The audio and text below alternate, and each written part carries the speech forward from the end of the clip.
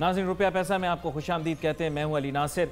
आज जिस मौजू के ऊपर हमने गुफ्तगू करनी है वो ये है कि नई हुकूमत अब जो आएगी तो उससे बहुत ज़्यादा एक्सपेक्टेशंस हैं। अब नंबर्स गेम थी, तकरीबन वी कैन से कि पाकिस्तान तहरीक इंसाफ की पोजीशन निस्बतन बेहतर लगती है और अब उन्हीं से उम्मीदें और तवक्कुआत लगाई जा रही हैं कि अगली दफ़ा इलेक्शन के अंदर जो माज़रत के साथ अगली हुकूमत जो है वो उनकी बनेगी, तो इस हिसाब से जो है उनको बहुत सारे मुआशी फ़ैसले करने पड़ेंगे। मईशत के मुतालिक जो है बहुत ही अहम फ़ैसले अब जब उन्हें करने पड़ेंगे। अब now he is in the driving seat, अब चीज़ें चेंज हो रही हैं। असद उमर साहब पहले जो थे वो अपोजिशन में बैठते थे, अब गवर्नमेंट में बैठेंगे। ऐसा मुमकिन है कि वो वज़ीर ख़जाना भी बन जाएँ, और जब वज़ीर ख़जाना बनेंगे फिर वही सवालात जो इसहाक डार साहब से पूछे जाते थे वो उनसे पूछे जाएंगे। ये हालात, वाक़यात, मामलात जो हैं यकसर तब्दील हो जाते हैं, लेकिन तब्दील हो जाने के बाद जो है इंसान महसूस करता है कि ज़िम्मेदारियों का बोझ जो है वाकई में बहुत भारी होता है और उनको अब किस तरह से अदा किया जाए ऐसा तरीके से इस बारे में बात करेंगे। लेकिन हमने सबकी राय ले ली, लेकिन अब चाहेंगे कि ताजिर सनतकारों की भी हम राय लें। पूरे पाकिस्तान से हम आज कोशिश करेंगे कि चैम्बरों के सुदूर को हम जो है वो गुफ्तगू में शामिल करें। लेकिन इस वक्त हमारे साथ स्टूडियो में मौजूद हैं मुफस्सिर मलिक साहब, प्रेसिडेंट हैं KCCI के। उनसे ये जानने की कोशिश करेंगे भाई नई हुकूमत से क्या तवक्कुआत हैं। लाहौर में हमारे साथ मौजूद हैं मलिक ताहिर जावेद साहब जो कि प्रेसिडेंट हैं लाहौर चैम्बर के। आज वो भी हमारे प्रोग्राम में शरीक हो रहे हैं, पहली दफ़ा शरीक हो रहे हैं। मुझे बड़ी खुशी है, हमेशा से मेरी ये ख्वाहिश रही है कि लाहौर चैम्बर और दीगर चैम्बर जो हमारे मुल्क के उनको हम पॉजिटिवली एंगेज करें अपने प्रोग्राम के अंदर। गुफ्तगू का आगाज़ मेरे ख्याल मुफस्सिर मलिक साहब आपसे करते हैं। मुफस्सिर साहब, बड़ी तवक्कुआत, उम्मीदें लगाई हैं आपने नई गवर्नमेंट से, कराची से सीटें भी जीती है, अब ज़ाहिरी बात है बहुत सारी जिम्मेदारियाँ आएंगी और जब आपकी तवक्कुआत बढ़ेंगी तो उनको डिलीवर करने के लिए जो टारगेट्स मिलेंगे वो बहुत बड़े बड़े टारगेट्स हैं। उनको अचीव आप किस तरह से करेंगे? आपको कॉस्ट ऑफ डूइंग बिज़नेस को रिड्यूस करना है, ईज़ ऑफ डूइंग बिज़नेस की सिचुएशन को बेहतर करना है। उसके अलावा बहुत सारे मैक्रो इकोनॉमिक इश्यूज़ और चैलेंजेस हैं जिसमें यूटिलिटी एंड रिसोर्सेज प्रोविजंस हैं, वो आपको देनी पड़ेंगी। क्या हुकूमत ये सारी चीज़ें जो हैं, अहदाफ जो हैं, ये अचीव कर पाएगी? बहुत शुक्रिया। मैं सबसे पहले तो आपके साथ और दोस्तों के साथ ये शेयर करता चलूँ कि 22 तारीख को 25 तारीख से इलेक्शन से 2-3 दिन पहले इमरान खान साहब कराची चैम्बर तशरीफ़ लाए थे और अपने साथ बाकी भी साथी उनके साथ थे और यही बातें हमने उनसे की कि जो नज़र आ रहा है, जो हवा चल रही थी वो यही थी कि PTI की गवर्नमेंट फेडरल लेवल पे बनती हुई नज़र आ रही थी, जो अब आपको शायद पंजाब में भी नज़र आ रही है कि वही गवर्नमेंट बनाएंगे। बट चूँकि बहुत बड़ी मेजॉरिटी नहीं है, इरादे बहुत अच्छे हैं, जो उनसे बातें हुई उनके बहुत नेक इरादे हैं, लेकिन हमारी कुछ उम्मीदें मेरा ख्याल है बहुत ज़्यादा हैं नई गवर्नमेंट से और बहुत जल्दी हम चाहते हैं कि शायद वो पहले दिन जब टेक ओवर करेंगे तो पता नहीं कुछ दुनिया बदल जाएगी। ऐसा नहीं होता, मुल्कों के हालात जो हैं वो सदियों में बदलते हैं, सालों में बदलते हैं। हमें उम्मीद ज़रूर रखनी चाहिए उनसे अच्छे कामों की, लेकिन बहुत जल्दी चीज़ें तय होने की बहुत ज़्यादा उम्मीदें वाबस्ता ना की जाएं। ताहम आपकी उम्मीद यही है कि भाई बेहतरी आएगी, इंशाल्लाह। मैं समझता हूँ जो उन्होंने बातें उस दिन हमारे साथ की वो सारी अच्छी बातें थी और हमने उनको यहाँ तक कह दिया कि जैसे ही आप वज़ीर आज़म बनेंगे तो इर्द गिर्द आपके खुशामदियों का टोला आ जाएगा, जिस पे उन्होंने कहा कि वो अभी तो मैं वज़ीर आज़म नहीं बना हूँ, लेकिन जब बनूँगा वो बाद में देखी जाएगी। खुशामदियों का टोला ऑलरेडी मेरे इर्द गिर्द आ गया हुआ है। बट रेस्ट एश्योर्ड दैट मैं किसी की बात पे यकीन नहीं करता हूँ। जो मुझे समझ आती है, जिसको मैं बेहतर समझता हूँ अपने मुल्क के लिए, मैं वही चीज़ पे अमल करता हूँ। ये बात आपने बड़ी खूबसूरत की। हमारे मुल्क के अंदर खुशामद इतनी ज़्यादा है कि बग़ैर उसके कोई काम होता नहीं। हम इसको लाजिम समझते हैं हमारे निज़ाम के अंदर। मैं जाऊँगा मलिक ताहिर जावेद साहब की जानिब। मलिक ताहिर जावेद साहब सदर हैं LCCI के। जनाब मलिक साहब, आपसे भी मैं जानना चाहूँगा कि आपकी कितनी उम्मीदें हैं, क्योंकि लाहौर शहर के अंदर भी जो है बड़ा ऐसा मुझे महसूस होता है कि PTI का अब ज़ोर बढ़ रहा है, लेकिन इकॉनमी के अंदर तो उसकी बहुत बड़ी कंट्रीब्यूशन है। आप क्या महसूस करते हैं, क्या ये गवर्नमेंट डिलीवर कर पाएगी जो आगे बनने वाली है आप लोगों के ऑब्जेक्टिव्स के हिसाब से? बिस्मिल्लाहिर्रहमानिर्रहीम। पहली बात तो ये है जी कि मैं जब मैंने ओथ लिया एज ए प्रेसिडेंट तो मैंने 4 बातें की थी कि respect for the trade, respect for the industry, respect for the local investors and respect for the oversee Pakistanis. ये 4 पिलर हैं जिसको अगर इमरान साहब प्रॉपर हैंडल कर पाएंगे तो ये सारे हमारे मसले मेरा ख्याल है कि ये ठीक हो जाएंगे। हमारा जो बिज़नेसमैन है वो ये फील नहीं करता कि वो पाकिस्तान में उसकी इन्वेस्टमेंट सेफ़ है, वो फील नहीं करता कि अगर जो पॉलिसीज़ गवर्नमेंट बनाती है वो लॉन्ग टर्म होती हैं। अभी आप देखें कि जो भी पिछले हुकूमत की काम हो या उससे पहले हुकूमत के काम हो, मुझे गवर्नमेंट चेंज हो ना हो ये मेरे ऊपर इफ़ेक्ट नहीं होना चाहिए। बेसिकली कारोबारी बरादरी जो है उनका सिस्टम चलता रहना चाहिए। अब इस किस्म की आपको कोई पॉलिसी इमरान खान साहब को बनानी पड़ेगी कि पाकिस्तान में बिज़नेस कम्युनिटी को ऑन बोर्ड लिया जाए, उनके मशवरों के साथ चला जाए। ये नहीं है कि हर वक्त उनके ऊपर आप उनको जेलों में डाल दें, उनके पैसे जो हैं बैंकों से जब आपका दिल करे आप पैसा उनका निकाल लें। आपको FBR के साथ बहुत ज़्यादा मेहनत करनी पड़ेगी। गवर्नमेंट के साथ एक्सपेक्टेशंस तो बहुत हैं, मगर सर ओवरनाइट जो है ना कोई काम नहीं होता। ये बहुत ही क्लियर बात है कि आप समझते हैं कि जो 70 साल में एक चीज़ जो है वो ख़राब हुई पड़ी है, और आप सबको पता है कि हमारे इन्वेस्टर्स जो हैं, हमारे बिजनेसमैन हैं, या तो बांग्लादेश काफ़ी सारे चले गए हैं पिछले सालों में, या वो दुबई जाके बैठ गए हैं, या वो इन्वेस्टमेंट करते हैं अपना ग्रीन कार्ड लेने के चक्कर में पड़ जाते हैं। तो जो लोग हैं जो कमाई करते हैं, जिन्होंने इकॉनमी को चलाना है, उनको आपने किसी भी हुकूमत ने ऑन बोर्ड नहीं रखा, और उसका रिज़ल्ट आपके सामने है कि जब तक आप उनके साथ अपनी पॉलिसीज़ को ठीक नहीं करेंगे। अब आप अपना डेफिसिट देख लें कि आप इंपोर्ट्स आप बेतहाशा किए जा रहे हैं, कोई पूछने वाला नहीं है। एक्सपोर्ट्स आपकी डाउन जा रही हैं, आपका डेफिसिट जो है दैट्स अबाउट कहाँ की कहाँ अमाउंट चली गई है, $55 बिलियन की आपकी इंपोर्ट हो गई है। तो ये किस तरीके से हम ये सारे अपने मामलात को ठीक करेंगे अगर हम अपने प्रेसिडेंट्स को, जो चैम्बर्स के प्रेसिडेंट्स हैं, उनको ऑन बोर्ड ही नहीं करेंगे। उनसे जो हमारी सजेशन जाती हैं, हम हर साल उनको बजट के अंदर अपनी सजेशंस भेजते हैं, तो वो अगर आप उनको ऑन बोर्ड नहीं करेंगे तो मेरा ख्याल है कि फिर यानी मुशावरत के अंदर ट्रेडर्स और बिजनेसमैन को शामिल करना चाहिए। लेकिन एक बात मैं ज़रूर करता जाऊँगा, बात यह है कि तहरीक इंसाफ के बहुत सारे लोगों को ये शिकायत ज़रूर है कि ताजर सनतकारों ने उनके बुरे वक्त में उनका साथ नहीं दिया, बल्कि DGTO का साथ दिया। मजबूरी थी, जाहिर बात है वो भी एक मजबूरी थी। वहाँ से वो कह देते थे तो एक बयान आ जाया करता था सारे चैम्बरों से कि ये जो सब कुछ किया जा रहा है ये बहुत गलत है।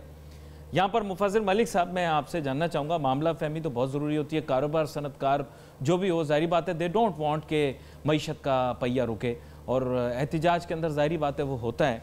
लेकिन मुझे ऐसा महसूस हुआ कि शायद उतने विगर के साथ वो बात सुने ना, क्योंकि बुरे वक्त के अंदर मेरे ख्याल ताजर सनतकारों ने उनका साथ नहीं दिया। मैं किसी का नाम नहीं ले रहा, ना किसी पर उंगली उठा रहा हूँ।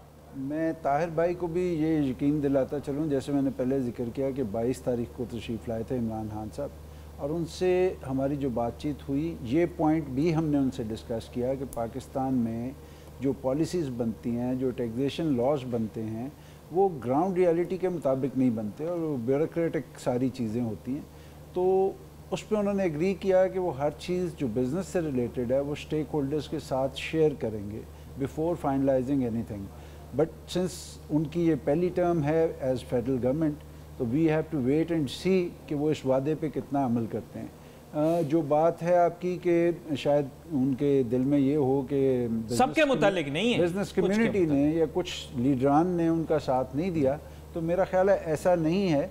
22 तारीख को एक दिन कैंपेन ख़त्म होने से पहले उनका आना, कराची चैम्बर में 3-4 घंटे रुकना और बातचीत करना बिज़नेस कम्युनिटी के साथ, वो इस बात का सबूत है कि वो उनको इस चीज़ का कोई ऐसी शिकायत नहीं है। वैसे वो दिल में ग्रजेस रखते भी नहीं हैं, दिल में ज़्यादा ग्रजेस रखते भी नहीं है, ऐसा मैंने सुना है।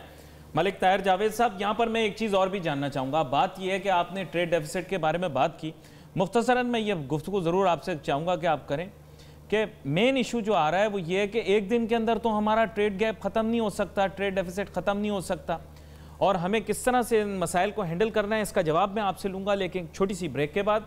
नाज़रीन, टेक अ शॉर्ट ब्रेक।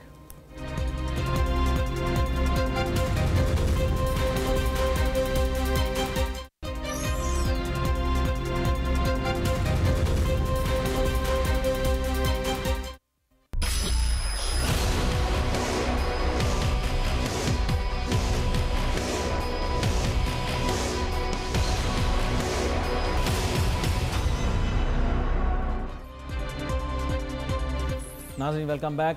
गुफ्तगू हमारी जारी है। बात हम यही कर रहे थे ब्रेक पर जाने से पहले कि नई हुकूमत से क्या तवक्कुआत हैं ताजर और सनतकार बिरादरी की। अब हमें पेशावर से ज्वाइन कर चुके हैं जनाब जाहिद शिनवारी साहब, जो कि प्रेसिडेंट हैं वहाँ के चेंबर के। लेकिन एक सवाल मैंने मलिक ताहिर जावेद साहब से पूछा था ब्रेक पर जाने से पहले, मैं चाहूँगा पहले उसका जवाब मैं ले लूँ। मलिक ताहिर जावेद साहब, बुनियादी मसला ये है कि पाकिस्तान की जो इम्पोर्ट्स हैं वो एक दिन में कम नहीं हो सकती, बल्कि एक साल में भी कम नहीं हो सकती। अगर पेट्रोलियम मसनूआत की कीमतें बढ़ जाती हैं तो शायद ये ऑयल इंपोर्ट्स कभी भी इंपोर्ट बिल का हिस्सा बनकर कभी कम नहीं हो पाएंगी, यानी कमी हमें दिखाई नहीं देगी।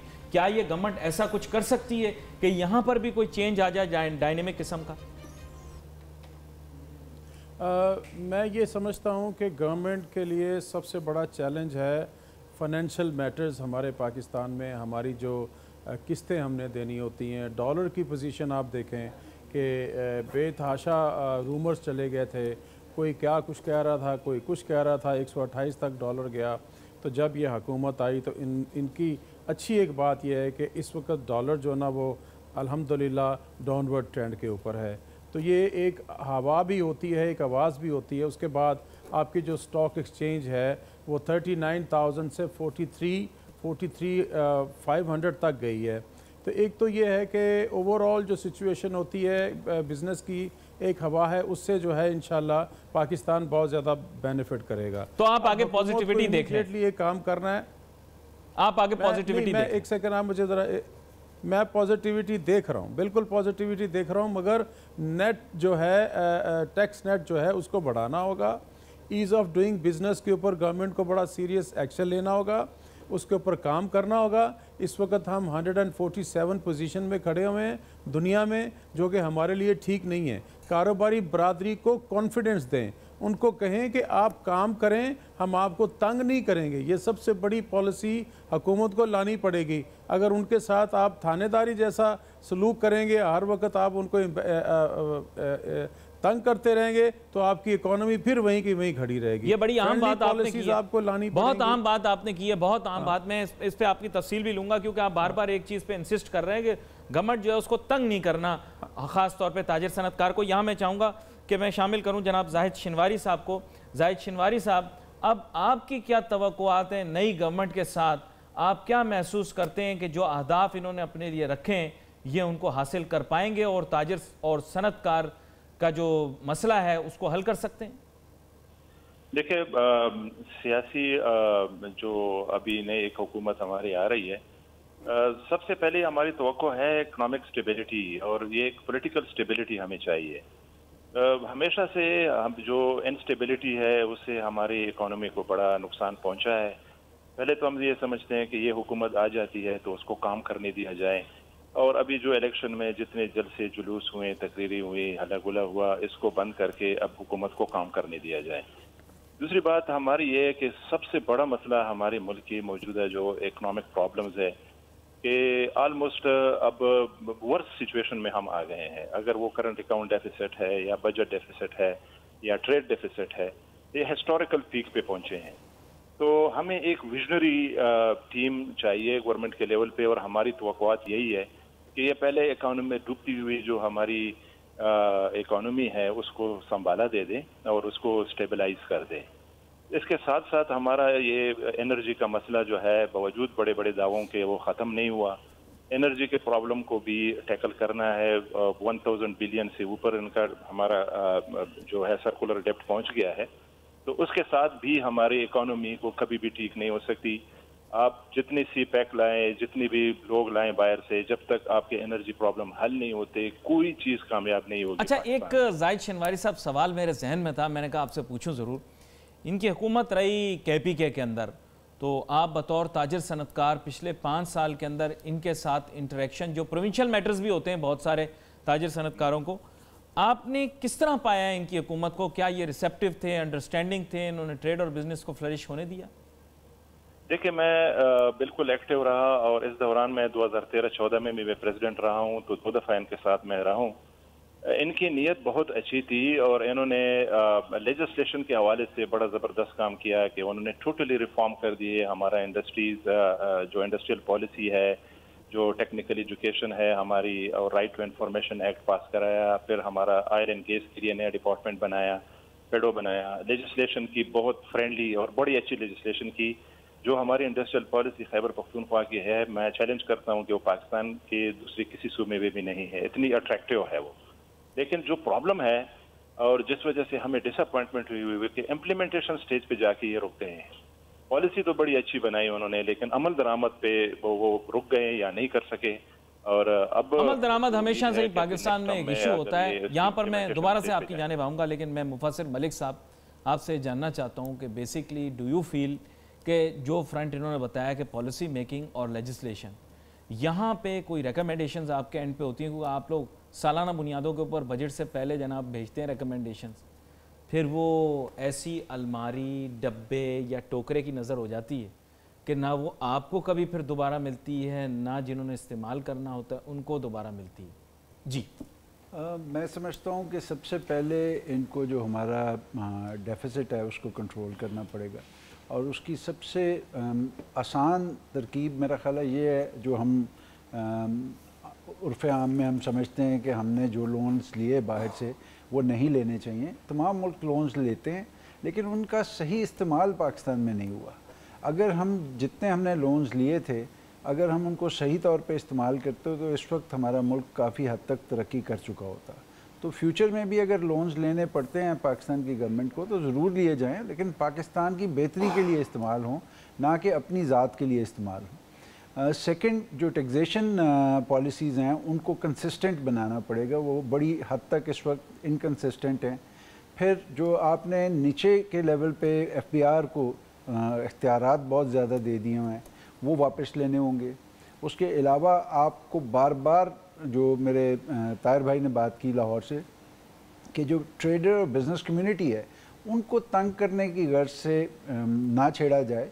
अगर किसी ने कोई चीज़ टैक्सेशन में कोई तो चीज़ गलत की हुई तो ज़रूर करें, ज़रूर सर। करें, माजरत ज़रूर के एक्शन साथ आपको एक बात बता दूं, वो तो छेड़ेंगे। बात ये है कि ये तो कह रहे हैं कि जनाब हमने टैक्स नेट बढ़ाना है। देखिए सर, हमारे यहाँ चंद चीज़ें रटी रटाई हैं। टैक्स टू जीडीपी रेशियो बढ़ा दो, टैक्स नेट के अंदर इजाफा करने के लिए लोगों को पकड़ो, पकड़ धकड़ करो, स्कूल के बच्चों को पकड़ो, उनके मम्मी डैडी से टैक्स पकड़ने के बजाय बच्चों से टैक्स लो, शादी पे टैक्स लगाओ। ये हमारी पॉलिसियां हैं, ये इनको चेंज करेंगे क्या? आप मुझे ये बताएं। अली भाई, टैक्स नेट बढ़ाना एक और बात है, लेकिन जो एग्जिस्टिंग टैक्स पेयर है उसको बर्डन करना एक और करेंगे ना, और क्या करें? नहीं, यही तो गलत पॉलिसी है, यही तो गलत पॉलिसी है।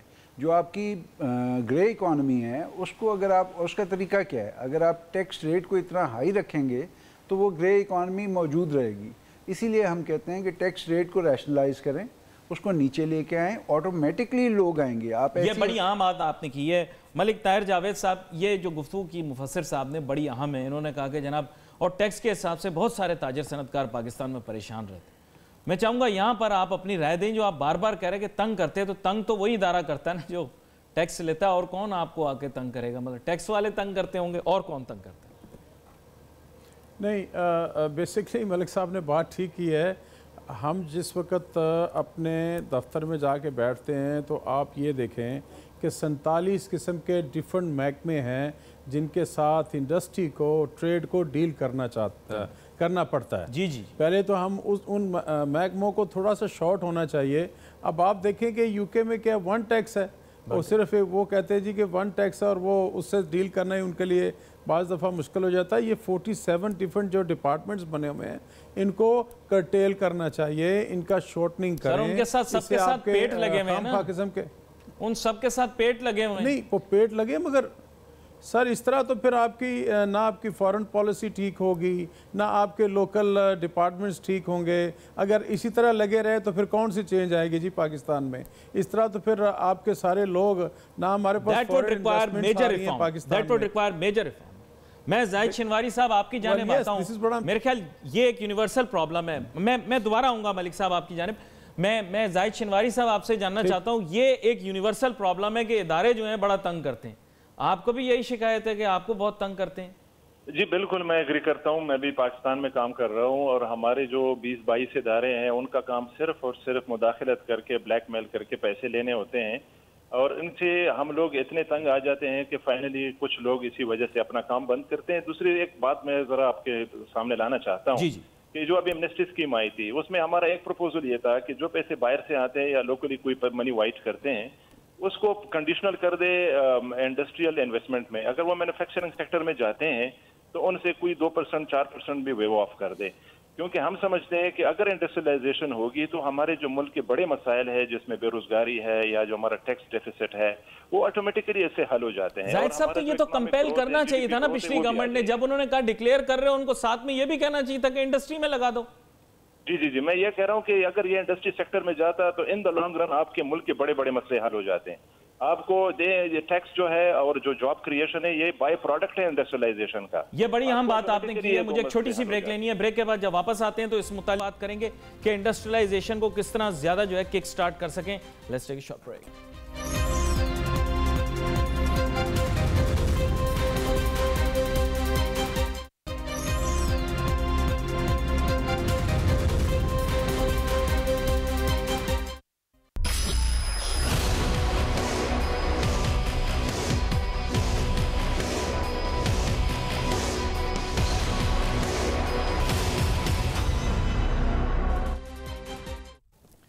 नाज़रीन, वेलकम बैक आफ्टर ब्रेक। गुफ्तगू हमारी जारी है। ब्रेक पे जाने से पहले हम यही बात कर रहे थे कि बहुत सारे इदारों के पास जाना पड़ता है ताजर सनतकारों को। अगर वो नहीं जाते नोटिस मिलने पर तो फिर इदारे उनके पास आ जाते हैं। यही इनके लिए मुश्किल है। काम के दौरान बहुत ज़्यादा स्ट्रेस हो जाता है। पहले ही ऑपरेशनली इतने ज़्यादा चैलेंजेस हैं। ईज़ ऑफ डूइंग बिजनेस के ऊपर वर्क करना है, कॉस्ट ऑफ डूइंग बिजनेस के ऊपर वर्क करना है, और फंक्शनैलिटी जो होती है ऑर्गेनाइजेशंस की कि वो प्रोड्यूस क्या कर रहे हैं उस पर फोकस करें, ना कि वो गवर्नमेंट के इदारों के पास जा के अपना वक्त भी सर्व करते हैं जिसका हासिल भी कुछ नहीं, और इकॉनमी के अंदर लीकेजेस भी क्रिएट होते हैं। ब्रेक पे जाने से पहले जाहिद शिनवारी साहब जो कि पेशावर के चैम्बर के सदर हैं वो ये बात कर रहे थे कि उनको भी बहुत सारी मुश्किलात का सामना है। ये कि यूनिवर्सल चैलेंज और इशू बन चुका है पाकिस्तान के अंदर। मुफस्सिर मलिक साहब, जाहिद शिनवारी साहब भी ब्रेक से पहले बता रहे थे, जनाब मलिक ताहिर जावेद साहब भी बता रहे थे, one window operation top priority होनी चाहिए। ये चीज़ एक कंसेंसस हो गया। हमारा प्रोग्राम एक थिंक टैंक है, तो वन विंडो ऑपरेशन के ऊपर अब वर्क करें। एपेक्स बॉडी वाले भी कहते रहते हैं वन विंडो। मैं तो पता नहीं कब से तकरीरें सुन रहा हूँ वन विंडो के ऊपर कोई काम नहीं हुआ। क्या आने वाली हुकूमत वन विंडो पर वर्क करेगी? क्या करना चाहिए? बिल्कुल करना चाहिए। और जो हुकूमत इस वक्त गई है नून लीग की, उन्होंने भी इस पे काम कुछ किया था एहसन इकबाल साहब की मिनिस्ट्री ने, कि जो स्पेशल इकनॉमिक जोन्स बनेंगे सीपैक प्रोजेक्ट के अंडर, उसमें जो स्पेशल इकनॉमिक जोन्स होंगे उसके लिए वन विंडो उन्होंने ऑपरेशन रखा था। तो हमने उनसे उस वक्त भी रिक्वेस्ट की थी और नई आने वाली गवर्नमेंट से भी रिक्वेस्ट करेंगे कि जो इंडस्ट्री से रिलेटेड चीज़ें हैं उन सबको वन विंडो ऑपरेशन कर दिया जाए, ताकि जो आदमी नया आके कंपनी खोलना चाहता है और कोई काम करना चाहता है वो जल्द से जल्द इसको शुरू कर सके। अभी कंपनी रजिस्ट्रेशन में भी हमारे यहाँ महीनों लग जाते हैं, फिर लाइसेंसिंग के लिए बहुत लंबा चौड़ा टाइम चाहिए होता है, फिर आपको पता है ब्यूरोक्रेटिक कंट्रोल्स बहुत सख्त हैं यहाँ पे।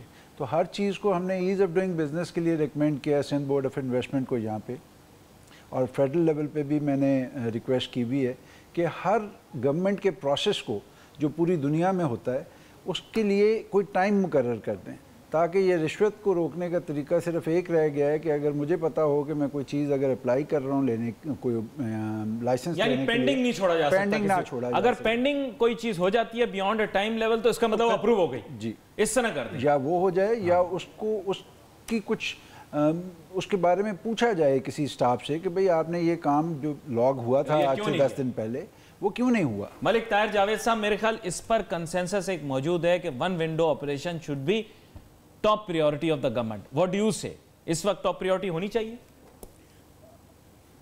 मैं तो वन विंडो के ऊपर पिछले कोई, अगर मैं गलत ना बोल जाऊं तो पिछले 20-22 साल से मैं, मेरे अखबारें जो हैं वो जो मेरे बयानात हैं वो सारे जी तो मस्ट है। इसके अलावा तो कोई हल ही नहीं है आपके आगे। ईज़ ऑफ डूइंग बिजनेस को अगर आपने ठीक करना है, 147th आपकी पोजीशन है, वन विंडो आप कर देंगे तो आपके काफ़ी पॉइंट्स जो है ना वो डाउन आ जाएंगे और पाकिस्तान बेहतर हो जाएगा। अब मैं आपको, देखिए मेरी बात सुने, आप रिफॉर्म्स की बात कर रहे हैं, आपको इंडस्ट्रियल रेवोल्यूशन लाना होगा।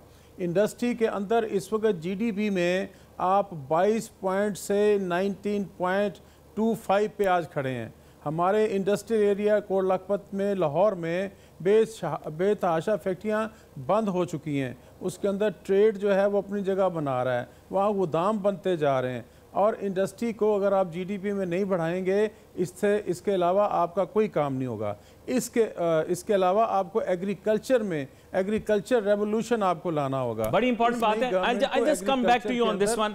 असल में मैं यही चाह रहा हूँ, क्योंकि मैं इस चीज़ से मैं आपको वाकिफ कराता चलूँ कि बेसिकली हम कोशिश यही करते हैं कि जल्द से जल्द जो है वो ज़्यादा से ज़्यादा चीज़ें, जो मैसेज हैं, वो अरबाब इक़्तिदार तक पहुंच सकें। जाहिद शिनवारी साहब से भी ये चीज़ पूछ लेता हूं मैं। मुफस्सिर साहब आपकी जानिब आ रहा हूं। जाहिद शिनवारी साहब, ये चीज़ मैं आपसे पूछना चाहूँगा, ये वन विंडो ऑपरेशन वाली जो बात मैंने की है, do you agree that this should be top priority for the government right now? We are 100% agreed, और ये तो हमारा बड़ा पुराना मुतालबा है। लेकिन जिस तरह आपने बात की है, हमेशा हमने ये नारे बड़े सुने हैं, और जब इवन लाहौर में सुंदर स्टेट बना था उसके बारे में भी यही था कि वन विंडो ऑपरेशन मिलेगा आपको, और स्पेशल इकोनॉमिक जोन के बारे में भी है, लेकिन प्रैक्टिकली ये बिल्कुल हुआ नहीं है। और ये पार्ट है हमारे ईज ऑफ डूइंग बिजनेस का। देखें 147 में ग्लोबल रैंकिंग है हमारी, जो वर्स्ट है, बहुत बदतरीन है। इसमें आप तस्वर भी नहीं कर सकते कि कोई पाकिस्तान में आके इन्वेस्टमेंट करेगा, क्योंकि ये इस लिहाज से हम बहुत पीछे। इंडिया हमसे 3 साल में उन्होंने इसको 100 से नीचे ले आया, और प्राइम मिनिस्टर ने खुसूसी इसके लिए कमेटी बनाई, और उसके जो पैरामीटर्स थे उसको सामने रख के उन्होंने वहाँ पे अहकामात जारी कर दिए, और वो जो प्रॉब्लम्स थे उसको हल करके अब वो बिलो 100 है, और अभी भी हम 147 पे है। पहले हम 140 पे थे, अब मजीद हालात खराब हुई है पिछले 5 सालों में। तो मैं समझता हूँ कि जब तक ईज ऑफ डूइंग बिजनेस में आप ना करें और कॉस्ट ऑफ बिजनेस को रिड्यूस ना करें, और ये जो मल्टीपल डिपार्टमेंट्स है जो कि तंग करने के लिए बैठी हुई है, उनको आप दरमियान में से ना निकाले, तो कोई भी आपकी इंडस्ट्री में और आपके मुल्क में ट्रेड कॉमर्स में इन्वेस्टमेंट के लिए नहीं आएगा। ये बड़ी आम बात आपने जाहिद शिनवारी साहब की है। यहाँ पर मैं एक और चीज़ भी कहता चलूँ, मैंने भी काफ़ी लोगों से पूछा, तज्जियाकारों से भी डिस्कस किया। एक फिगर जो हमें आय करना चाहिए इस वक्त, चले मैं किसी और से एट्रीब्यूट नहीं करता, वी शुड थिंक बिग। हमें 120 अरब डॉलर चाहिए इस मुल्क के अंदर FDI, तो हमारा मुल्क स्ट्रांग होगा, और यह तब तक मुमकिन नहीं होगा जब तक हमारे पास वन विंडो ऑपरेशन ना हो, ईज ऑफ डूइंग बिजनेस के इंडेक्स के अंदर हम इंप्रूव ना करें। जी मुफस्सिर मलिक साहब, आप कुछ ऐड करना चाह रहे थे? ईज ऑफ डूइंग बिजनेस पे मैं बात करना चाहता हूँ कि ये हमारा अलमिया है कि कुछ साल पहले, अगर हम 10-20 साल पीछे चले जाएं, तो हमारी रैंकिंग जो थी दुनिया में वो 80s में थी, और अब हम 147 में आए हैं। तो उसका मतलब ये नहीं है कि हम डिटीरियरेट किए हैं। बहुत सारे मुल्क जागे हुए हैं और वो हमसे बहुत बेहतर काम कर रहे हैं और अपनी पॉलिसीज़ को इम्प्रूव कर रहे हैं और हमसे आगे निकल गए हैं। हम शायद 20 साल पहले की जगह पे ही खड़े हैं और हमारी शायद मुश्किलात और बड़ी होंगी, लेकिन बाकी मुल्कों ने जो काम किया हमें भी उस तरह काम करना है। सेकंड चीज़ जो आपने बात की कि हमें ईज़ ऑफ डूइंग बिज़नेस कैसे इम्प्रूव कैसे होगा, मैं इमरान खान साहब को कराची चैम्बर की तरफ से ऑफ़र करता हूँ कि फेडरल लेवल पे किसी भी मिनिस्ट्री को हमें एडवाइजरी रोल में ले लें, हमारे चैम्बर को। हम आपको एक मिनिस्ट्री के वर्किंग जो है वो इम्प्रूव करके दिखाते हैं। अगर आप समझते हैं कि वो इम्प्रूव होती है, हुई है, तो आप बाकी मिनिस्ट्रीज़ में भी स्टेक होल्डर्स को साथ लें और इसको इम्प्रूव करें। अच्छा, यहाँ पर मैं चाहूँगा कि जल्दी जल्दी मैं जो है तमाम गेस्ट से ये पूछ लूँ कि मेरे पास वक्त बहुत कम है। चंद सेकंड्स के अंदर मैं चाहूँगा कि मलिक ताहिर जावेद साहब, आप भी कोई पैगाम अगर देना चाहते हैं आगे आने वाली हुकूमत को, तो वो दे दें। मेरा बड़ा पैगाम सिंपल है जी, आपको you have to generate the funds. आपके जो पब्लिक सेक्टर्स हैं, आपका रेलवे है, आपका PIA है। मैं जब ट्रैवल करता हूं तो मेरी बड़ी ख्वाहिश होती है कि मैं PIA के ऊपर सफ़र करूं। एक अदारा पकड़ लें, उसको सीधा कर दें। आप PIA को सीधा कर दें और फिर आप देखें आपके पास क्या फ़ंड्स आते हैं। एमिरेट्स एयरलाइन ने दुबई की, UAE की किस्मत बदल दी है। उनके पास फंड्स कहाँ से आ रहे हैं? अब यहाँ तक देखें कि ये बड़ी अकेली एमिरेट्स जो है उसने तो ये बड़ी आपने बात सही की है कि एक को सीधा कर दो, क्या करें, हर चीज इतनी टेढ़ी है कि उसको सीधा करने में बड़ा वक्त लगता है। जाहिद शिनवारी साहब, मैं चाहूंगा आप अगर कोई एक पैगाम देना स्टार्ट होना है ना आपने, मेरा यही पैगाम है, फोकस करें और इन्वेस्टमेंट फ्रेंडली आपने एनवायरनमेंट बनाए। ये जो हम वन विंडो के ऑपरेशन की बात कर रहे हैं, ईज ऑफ डूइंग बिजनेस, इसको फोकस करके ना यहाँ पे जो 120 अरब है या 100 अरब की डॉलर की हम इन्वेस्टमेंट मांग रहे हैं, उसके लिए माहौल बना लें और investment to GDP ratio improve कर दें। हमारी 15% से नीचे, इवन बांग्लादेश 25% है और India. Wonderful suggestions we had today. मैं तीनों मेहमानों का बहुत शुक्रगुजार हूं और मलिक ताहिर जावेद साहब, मेरी ख्वाहिश होगी कि आइंदा आने वाले दिनों के अंदर आप भी हमारे प्रोग्राम के अंदर इनफरादी तौर पर, जनाब जाहिद शिनवारी साहब आप भी इनफरादी तौर पर हमारे प्रोग्राम में शरीक हों। आप तीनों मेहमानों का बहुत शुक्रिया। Wait for your message on Facebook. यहाँ पे अली नासिर हमारी टीम को इजाजत दीजिए। अल्लाह हाफिज़।